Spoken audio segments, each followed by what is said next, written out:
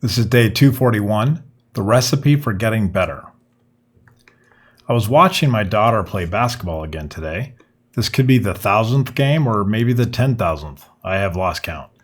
She sometimes gets discouraged, but if I were to compare her now to where she was even a year ago, the difference is astonishing. That got me to thinking about exactly what it takes to improve at something. Since I've been at her practices and at her games, I've noticed a clear pattern. I will call it the recipe for improvement. The pattern is simple.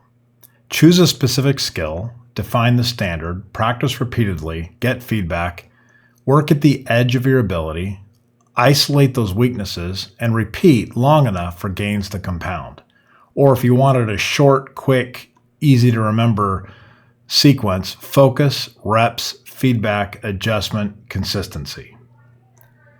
So let's talk about focus. The first step is choosing what to improve. Not everything at once, not a vague ambition, one specific skill. My daughter did not set out to become good at basketball in general. She focused on free throws, then footwork, then positioning. Each skill got its own attention. When you try to improve everything, you improve nothing. The focus narrows the work down to something you can actually practice. Reps. Repetition is the only ingredient that cannot be replaced. You cannot think your way to improvement. You cannot plan your way there. You have to do the thing over and over again until your body and mind learn it. My daughter spent thousands of hours on the court, not because she loves every minute of it, but because that's what it takes. The work has to be repeated until it becomes automatic. There just simply is no shortcut. Feedback. Repetition without feedback is just motion. You need to know what is working and what is not. My daughter has coaches who watch her, correct her form, and point out what she is missing. She also watches herself. She reviews what went wrong after a bad game. Feedback is what turns repetition into progress. It tells you where to adjust. And then adjustment. Once you know what is not working, you have to change it. This is where most people stall. They keep doing the same thing and expect different results. The trainer tries to isolate these weaknesses, work on them separately, and then bring it back into full practice. My daughter does just not play, she just does not play games. She drills the specific thing that broke down.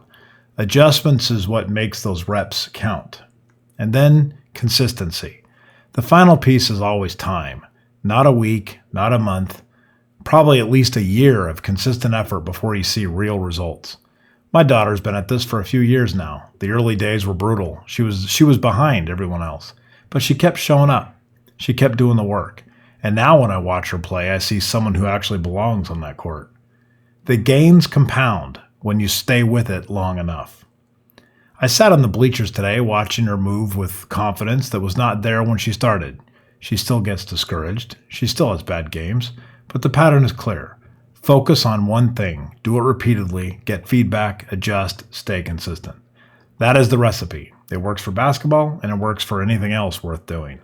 So the next time you want to improve at something, do not look for the shortcut. Pick one skill, start practicing, get feedback, adjust, and then do it again tomorrow.